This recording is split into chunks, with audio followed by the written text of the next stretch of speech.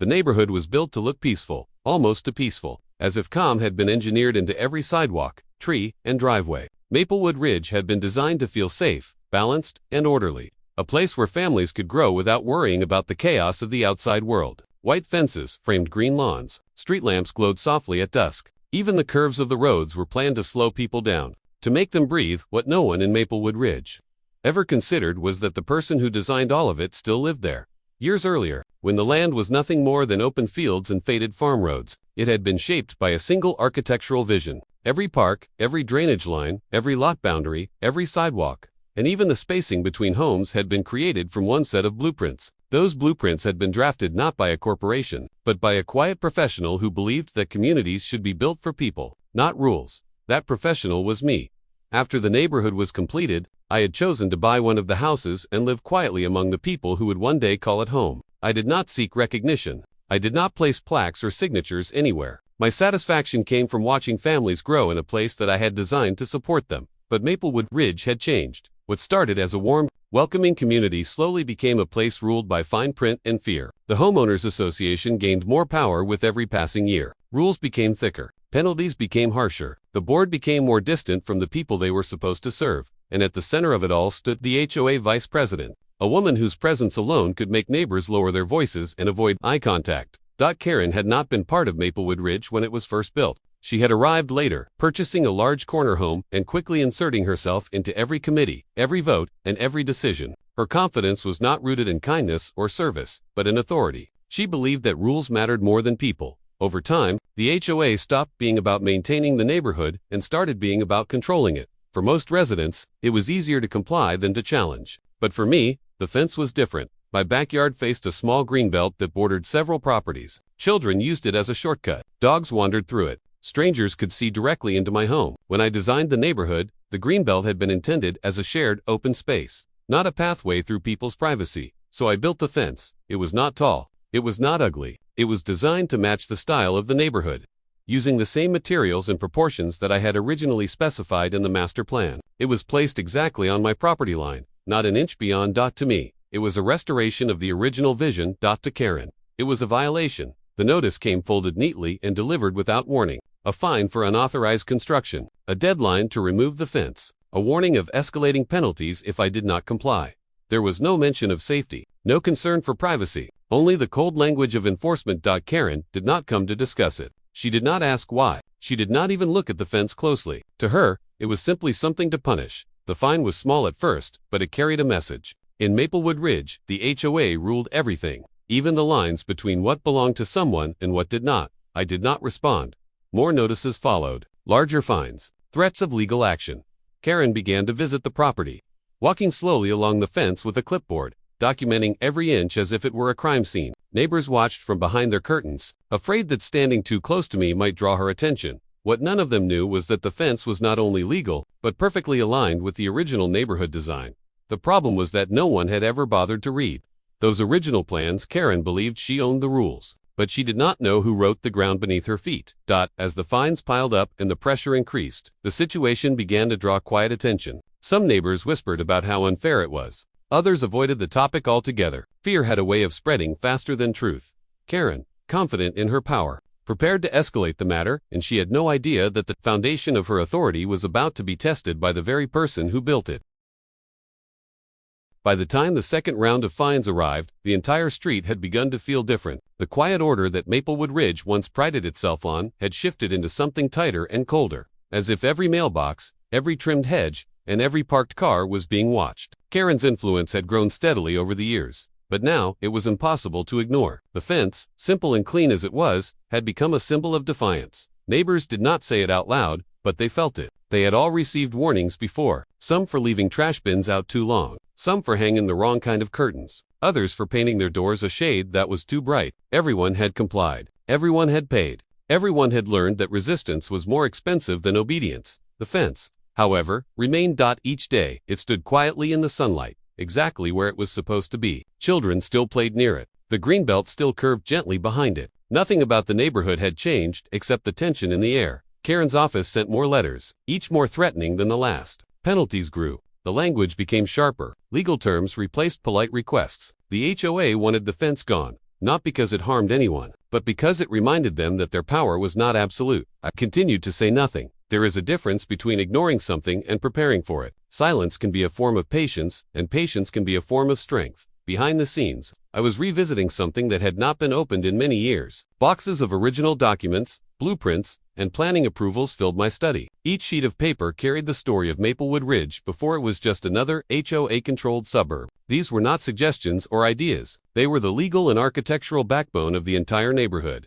Every fence height, every setback, every easement, every shared space had been meticulously recorded, and my fence was right where it belonged. Karen, however, was not interested in roots. She believed in surface-level authority. She had memorized the HOA handbook but never questioned where it came from. She did not know that the current rules were just a shadow of the original design, edited and reshaped over time to suit whoever held the most power. What she did know was that she wanted compliance. Her visits became more frequent. She walked past my home with other board members, pointing and writing, using the fence as an example of what happens when someone refuses to follow orders. Her presence made people uncomfortable, but fear kept them quiet. Some neighbors avoided eye contact with me, afraid that association might bring unwanted attention. Others looked at me with quiet admiration, as if they wished they had the courage to do the same. The pressure did not change the fence. What it did change was Karen's behavior. She began to take the issue personally. The fines were no longer just about enforcement. They were about pride. In her mind, someone in Maplewood Ridge had dared to challenge her authority,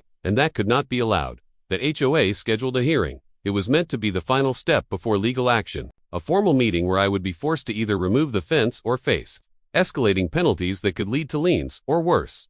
Karen sat at the head of the table that day, confident and composed, surrounded by board members who nodded along with everything she said. To them, this was routine. To Karen, it was a display of control. To me, it was an opportunity.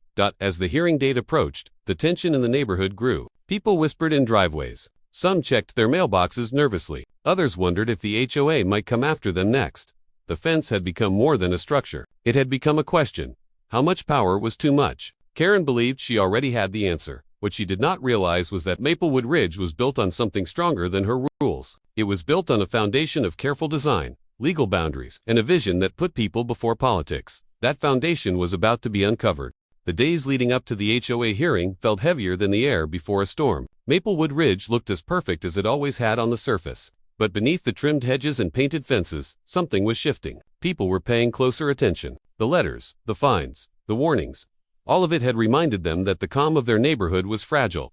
Karen did not notice the change. She was too busy preparing for what she believed would be a public demonstration of her authority. In her mind, the hearing was already decided. The fence would be removed, the fines would be paid, and the message would be clear to anyone who ever thought about pushing back.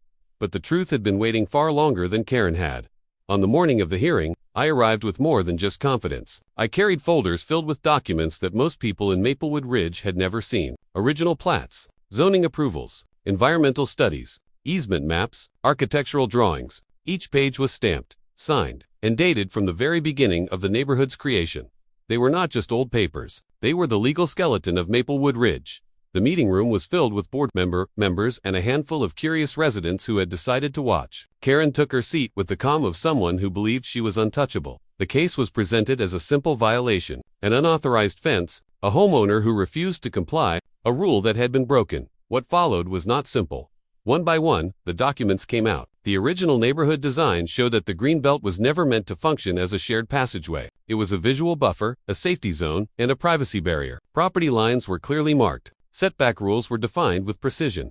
The fence was not just allowed, it was expected. The current HOA rules, the ones Karen relied on, had been written years later without proper review of the original governing documents. They had overwritten boundaries that were never legally removed. In trying to control everything, the HOA had unknowingly stepped outside its own authority.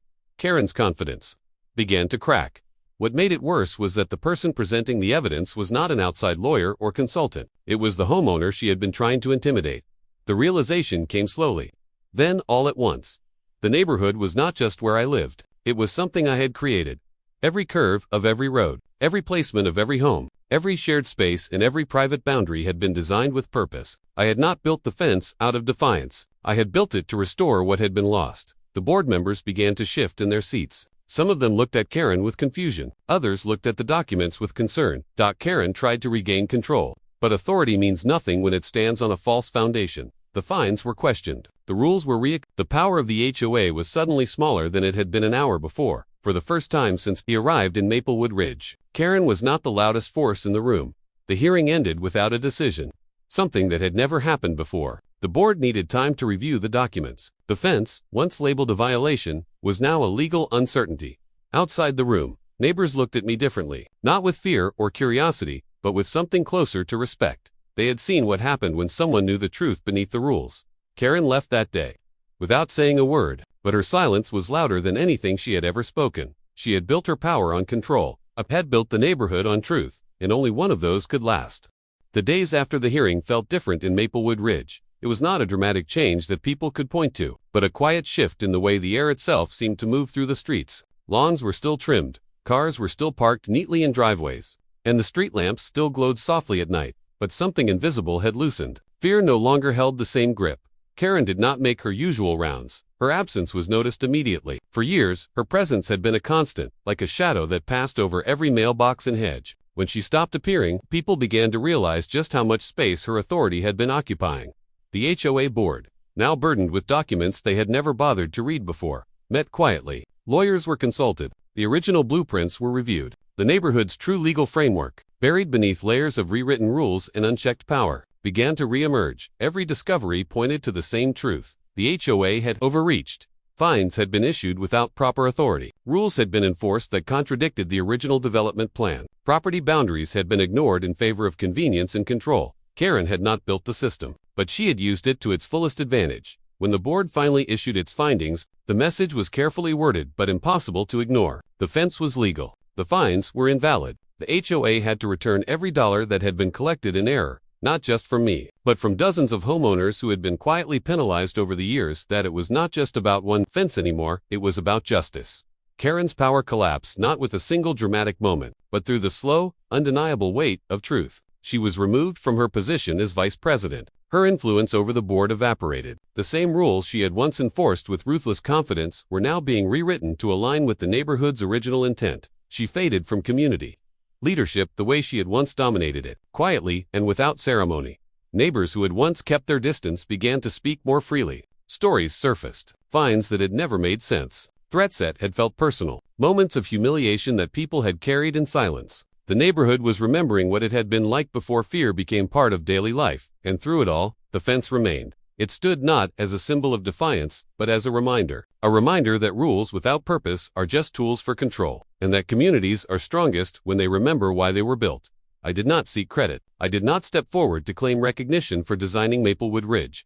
That knowledge belonged to the past, and the past had already done its work. What mattered was that people felt safe again. Children walked freely. Neighbors talked longer in their driveways. The greenbelt behind the fence became what it was always meant to be, a peaceful buffer, not a contested border. Karma does not always arrive with thunder. Sometimes it comes with paperwork, patience, and the quiet power of knowing the truth. Karen had believed she owned the neighborhood because she controlled the rules.